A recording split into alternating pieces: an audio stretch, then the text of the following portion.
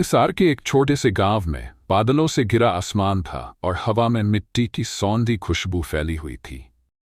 गांव की एक पुरानी हवेली के कोने में रखी हुई लकड़ी की संदूक ने एक रहस्य छुपा रखा था, जो एक दिन पूरी दुनिया को हिला देने वाला था।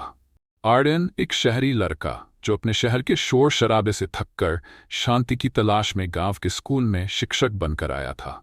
एक दिन लाइब्रेरी की सफाई करते समय उसके हाथ एक पुराना पत्र लगा। वह पत्र इतना पुराना था कि उसका कागज मुरझाया हुआ था, परंतु उसके हर शब्द में प्यार और दर्द छुपा हुआ था। पत्र पढ़ते ही आर्यन का दिल एक अनजानी उलझन में घिर गया। आरोही, तुम्हारा इंतजार कर रहा हूं उस जंगल के पास वाली हवेली में। अगर तुम नहीं आईं तो शायद हमारा ये सपना अधूरा रह जाएगा। सिर्फ तुम्हारा केशव। उस पत्र पर आर्यन ने जब गांव के बुजुर्गों से इस पत्र के बारे में पूछा तो उन्होंने एक पुरानी कहानी सुनाई। आरोही एक जमींदार की बेटी थी और केशव एक गरीब किसान का बेटा। दोनों का प्यार उनके परिवारों की दुश्मनी की दीवारों में कैद था। विभाजन के समय दोनों घर से भागकर शादी करना चाहते थे, लेकिन उनका सपना अधूरा रह गया। आरोही के पिता ने उसे घर में कैद कर दिया और केशव को जंगल के पास मार डाला गया। आर्यन का दिल भारी हो गया।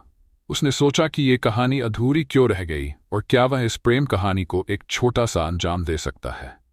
एक रात आर्यन उस हवेली के पास गया जहां जंगल के किनारे एक छोटी सी मज़ार थी। मज़ार के पास उसने एक और पत्र देखा, जो इस बार केशव का नहीं बल्कि आरोही का था। आरोही ने लिखा था, मुझे माफ़ करना केशव, मैं अपने प्यार के लिए लड़ नहीं पाई। मैं अब इस दुनिया को छोड़ रही हूँ।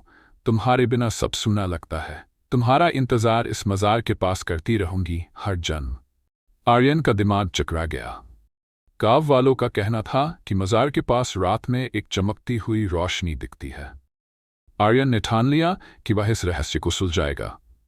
एक रात आर्यन ने उस जंगल में आरोही और केशव की आत्माओं को देखा। वे दोनों एक दूसरे को गले लगाने की कोशिश कर रहे थे, लेकिन उनके बीच एक अदृश्य दीवार थी। आर्यन समझ गया कि ये आत्माएं तब तक एक दूसरे का हाथ नहीं थाम सकती जब तक उनकी कहानी को कोई इंसान पूरा न करे। आर्यन ने आरोही और केशव के लिए एक छोटी सी शादी का आयोजन किया। गांव के लोग इसमें शामिल हुए। मज़ार के पास आर्यन ने उनके लिए दीपक जलाए। जैसे ही दीप जलने लगे, जंगल में एक तेज रोशनी फैली। लोगों ने देखा कि आरोही और केशव की आत्माएं एक दूसरे को गले लगाकर हवा में विलीन हो गईं। आर्यन ने उनके पत्थरों को सहेज कर रखा और उसे नाम दिया अधूरी प्रेम कहानी। लेकिन अब वह कहानी अधूरी नहीं थी, क्योंकि मोहब्बत का अंजाम हो चुका था।